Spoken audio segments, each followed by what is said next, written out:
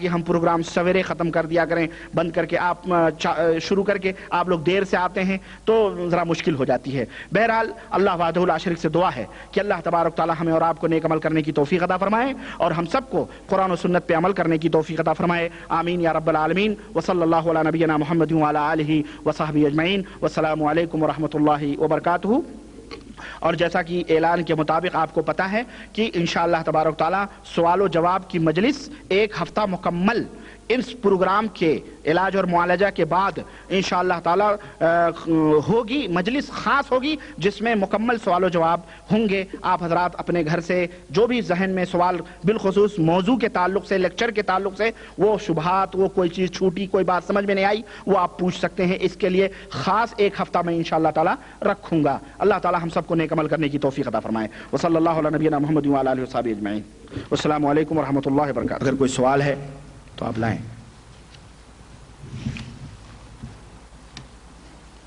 اس lecture کے تعلق سے کوئی بات، کوئی شک، کوئی شبہ، کسی قسم کی اگر کوئی بات پوچھنی ہے تو آپ پوچھ سکتے ہیں۔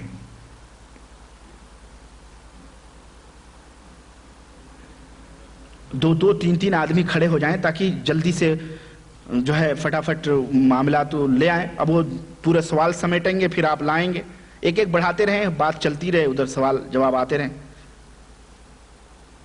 کیا ہے اور اچھا سوال ہے حدیث کے تعلق سے، جو بخاری اور مسند احمد کے حوالے سے میں نے مکھی کا واقعہ بیان کیا، اللہ کے رسول صلی اللہ علیہ وسلم کی، کہ ایک آدمی مکھی کی وجہ سے جنت میں چلا گیا اور ایک آدمی مکھی کی وجہ سے جہنم میں چلا گیا۔ تو شاید میرے بھائی نے سوال کیا ہے کہ آپ نے فرمایا کہ ایک صاحب جنت میں گئے اور ایک صاحب جہنم میں گئے، یہ کس کو اور کیسے پتہ چلا کہ وہ کہاں گئے ہیں؟ شاید آپ نے دھیان نہیں دیا، میں نے کہا یہ اللہ کے رسول صلی اللہ علیہ وسلم کی حدیث ہے، یہ اللہ کے رسول صلی اللہ علیہ وسلم کی حدیث ہے، یہ میری اپنی بات نہیں ہے۔ تو اب جب اللہ کے نبی کی حدیث ہے تو خلاص بات ختم ہو گئی، کس کو کہاں سے وہ اللہ جانے، اللہ کا رسول جانے۔ اللہ نے اپنے نبی کو بتلایا، اللہ کے نبی نے ہم سب کو بتلایا۔ سمجھ میں آئی بات؟ کیا آدم علیہ السلام کے زمانے سے لوگ جنت اور جہنم میں داخل ہو رہے ہیں؟ میرے بھائی، جنت اور جہنم میں داخل ہونے کا جو مطلب ہے یہ نہیں کہ ابھی سے وہاں جا کر کے فل ہو رہی ہے سیٹیں، ایسی بات نہیں ہے، بلکہ مطلب یہ ہے کہ وہ اس کا آخری انجام جو ہوگا انشاءاللہ تعالی جنت میں ہوگا اور اس کا آخری انجام جہنم میں ہوگا۔ یہ ہے یعنی جب فیصلہ اللہ تعالیٰ فرمائے گا اور جنتیوں کو جنت میں، جہنمیوں کو جہنم میں، تو اس وقت وہ جنت میں جائیں گے یا جہنم میں جائیں گے۔ ٹھیک ہے؟ کیا مرنے والے سب اپنے قبروں میں قیامت تک رہیں گے یا نہیں؟ بے شک اپنی قبروں میں رہیں گے وہ قیامت تک، چنانچہ اللہ کے رسول صلی اللہ علیہ وسلم فرماتے ہیں، قرآن میں اللہ تعالیٰ نے فَإِذَا نُفِخَ الصُّورُ، جب سور پھونکا جائے گا تمام کی تمام قبریں ادھڑیں گی اور ایک ایک قبر سے بعد حدیثوں میں آتا ہے 70 لوگ اٹھ کے دوڑیں گے، قیامت آئے گی، اس وقت سب اپنی اپنی قبروں میں رہیں گے۔ کیا فی الحال جنت اور جہنم خالی ہیں؟ بے شک جنت اور جہنم فی الحال خالی ہیں۔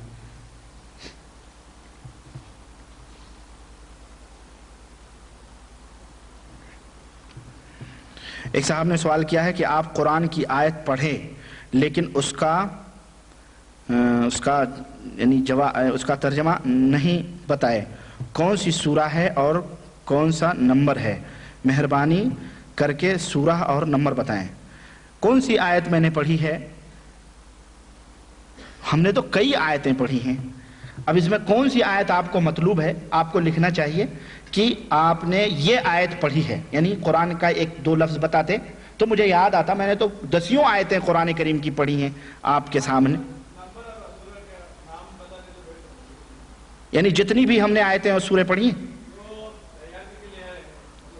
اچھا چلیں پھر انشاءاللہ میں آخر میں اس کو لے آؤں گا، آخر میں اس کی فہرست بنا کے رکھ دوں گا کہ یہ اچھا میں بھول گیا، بیچ میں نے بتایا نہیں نا، حالانکہ میری عادت ہے کہ میں سورہ نمبر اور آیت نمبر بتاتا ہوں، چلے معاف کیجئے، انشاءاللہ آئندہ میں اس کی پوری لسٹ لا کے رکھوں گا، اللہ جزائے خیر دے۔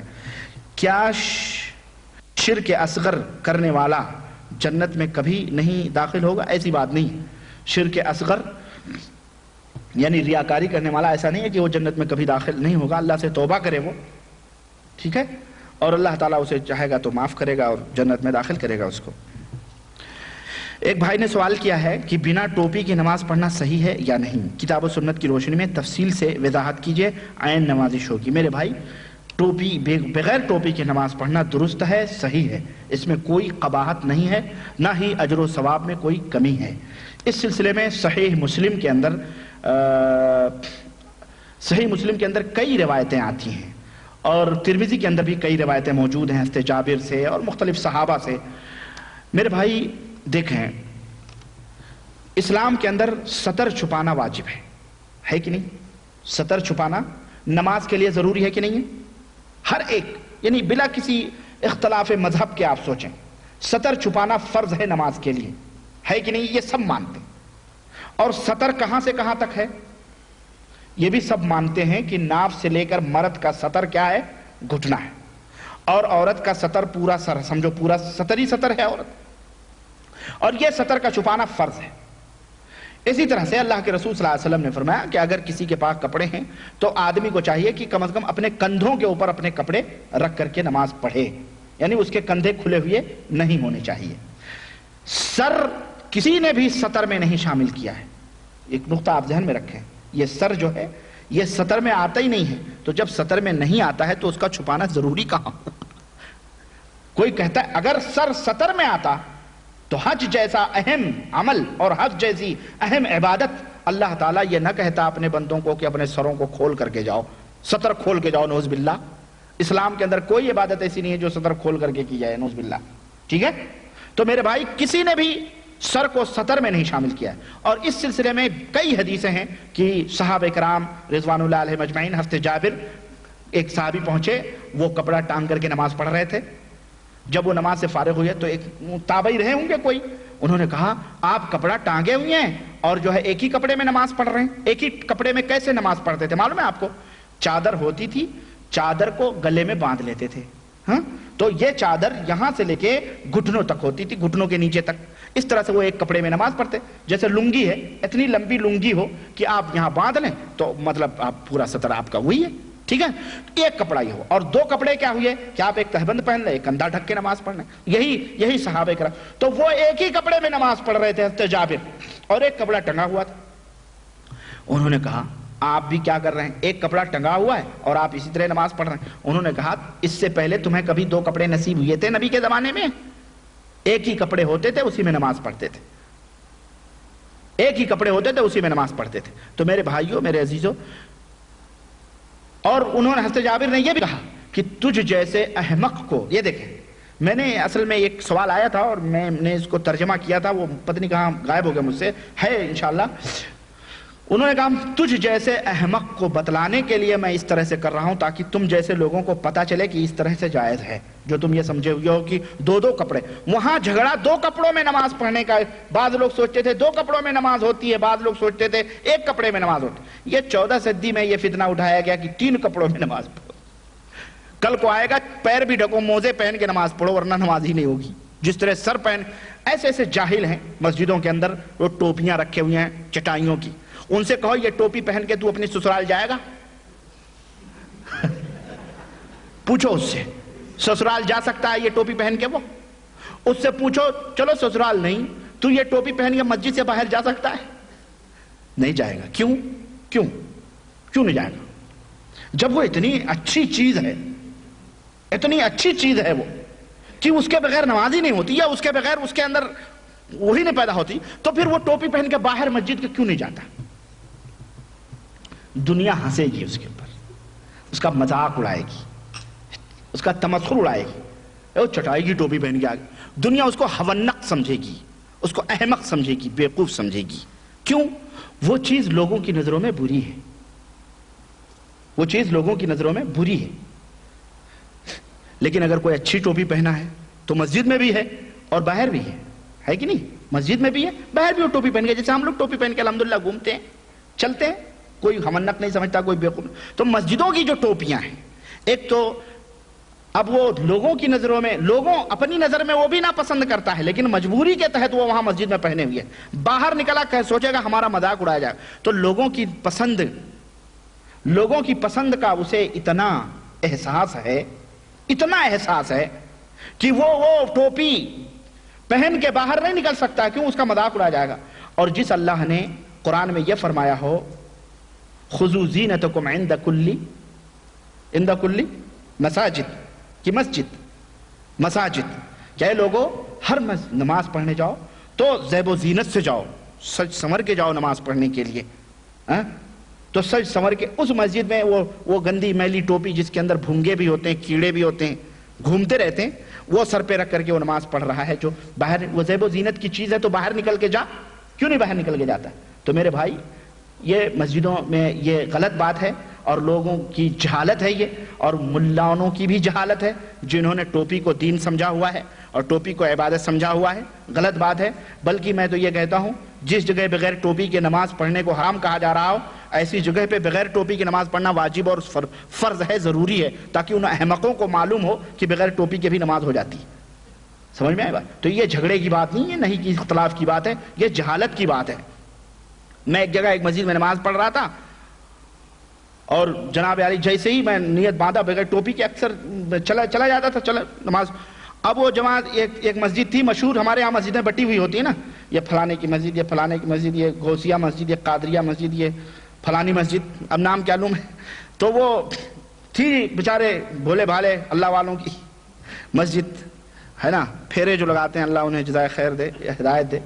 اب وہ نماز میں پڑھنے لگا، وہ اٹھا کے ایک نے ٹوپی رکھ دی، وہی میں نے نیچے اتار دی نماز ہی میں، پھر میں نے پھر دوسری رکعت میں پھر اس نے رکھ دی، پھر میں نے نیچے پھینک دی۔ جب میں سلام پھیرا تو میں اس کو پکڑا، میں بولا تم نے ٹوپی کیوں رکھی؟ بولے بغیر ٹوپی کی نماز نہیں ہوتی۔ میں نے کس نے کہا بغیر ٹوپی کی نماز نہیں ہوتی؟ تم اپنی بیماریاں ہمارے تک منتقل کرنا چاہتے ہو؟ میں نے اس کو جھاڑی، اللہ کی قسم، اللہ شاہد ہے، اللہ شاہد ہے، اس میں سے کئی بھنگے نکلے، چھوٹے چھوٹے کیڑے، مطلب وہ جو اڑتے ہیں اس میں پھنسے ہوئے۔ میں نے کہا یہ گندگی تمہارے سر میں ڈالنا چاہتے ہو؟ شرم کرو کچھ۔ کس نے کہا نماز نہیں ہوتی تو بغیر ٹوپی کے؟ چپ ہو گیا وہ سب بیٹھے ہوئے تھے نماز کے بعد، کوئی کچھ نہیں بولا، وہ جانتے تھے کہ یہ آدمی ہے، یعنی میں پینٹ شرٹ میں تھا اس لیے وہ بیچارہ کوئی اجنبی رہا ہوگا، سمجھا ہوگا ایسا، اس لیے بہرحال وہ میرے بھائی یہ جہالت ہے، ان سب چیزوں کے درمیان اختلاف نہیں کرنا چاہیے، بلکہ یہ پرلے درجے کی غرض جہالت ہے۔ کیا غیر محرم کا علاج کرنا جائز ہے؟ کتاب و سنت کی روشنی میں وضاحت کیجیے۔ اگر اس علاج سے مراد یہ جناتوں کا علاج وغیرہ اگر آپ لے رہے ہیں، تو اگر آپ کو اللہ توفیق دے اور آپ کو جو میں تدابیر آگے بتاؤں گا علاج کا طریقہ وغیرہ، اگر آپ اس حساب سے علاج کر رہے ہیں تو اس کے لیے ضروری ہے کہ اس لڑکی کے ساتھ میں اس کا بھائی یا اس کا باپ آپ کے ساتھ موجود ہونا ضروری ہے، ورنہ اگر وہ اکیلی ہے تو آپ اس کا علاج ہرگز نہیں کر سکتے، ٹھیک ہے؟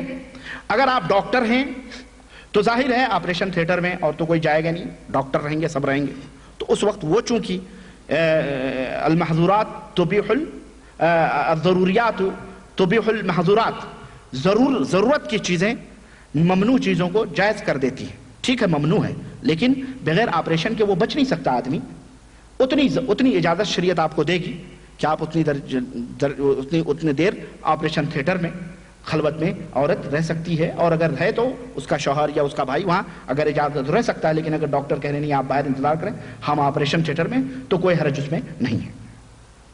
پانی میں دم کرنا، پھونکنا یا تھوکنا جائز ہے، جبکہ میں نے سنا ہے کہ اللہ کے رسول صلی اللہ علیہ وسلم نے کھانے پینے والی چیزوں میں تھوکنا سے منع فرمایا۔ بے شک اللہ کے رسول صلی اللہ علیہ وسلم نے پینے والے پانیوں میں پھونک مارنے سے منع فرمایا ہے، ٹھیک ہے؟ اللہ کے رسول صلی اللہ علیہ وسلم نے پھونک مارنے سے پانیوں میں منع فرمایا ہے، لیکن یہ جو قرآن کی جو ہوتی ہیں چیزیں، یہ پھونک جھاڑ پھونک جو ہوتی ہے، یہ پھونک کے ساتھ تھوک بھی نکلتی ہے، تھوک، تو چونکہ اس لعاب کے اندر قرآن پڑھا گیا ہے، اس لیے اللہ کے رسول صلی اللہ علیہ وسلم نے بھی اس کا علاج کیا ہے اس طرح سے کہ آپ کانا یتفلو، آپ ایسا تھوک پھونکتے تھے کہ اس کے ساتھ ہلکی تھوک بھی نکلتی تھی، یہ جائز ہے اور حدیث سے یہ ثابت ہے۔ اچھا یہ بھی ہو گیا۔ ایک صاحب نے سوال کیا ہے کہ ایک شخص، اچھا ایک صاحب، اب سوالات نہیں ہے بس یہ آخری ہے۔ ایک صاحب نے سوال کیا ہے کہ ایک شخص اکثر و بیشتر 100 یا 125 کلومیٹر کی دوری پر کمپنی کی جانب سے سفر کرتا رہتا ہے اور ہر ہفتہ 10 دن میں وہ مقام پر بھی آتا ہے، مگر مقام پر ایک دن یا اس سے کچھ کم یا زیادہ ٹھہرنے کا موقع ملتا ہے، دوبارہ پھر وہ سفر میں چلا جاتا ہے، اس کی نماز کے متعلق کیا مسئلہ ہے؟ اس کی نماز کے متعلق یہ مسئلہ ہے کہ وہ جب سفر میں جائے گا تب وہ نماز کو قصر کرے گا، لیکن جب وہ اپنے مقام پہ لوٹ کے آئے گا، بھلے وہ ظہر کے ٹائم اپنے مقام پہ لوٹ کے آتا ہے، اگر ظہر کا ٹائم ہے تو وہ اتمام کرے گا، یعنی پوری نماز پڑھے گا، ٹھیک ہے؟ لیکن جب وہ سفر میں رہتا ہے وہ سفر میں قصر کر سکتا ہے۔ وصلی اللہ علی نبینا محمد وعلی آلہ وصحبہ اجمعین، والسلام علیکم ورحمۃ اللہ وبرکاتہ۔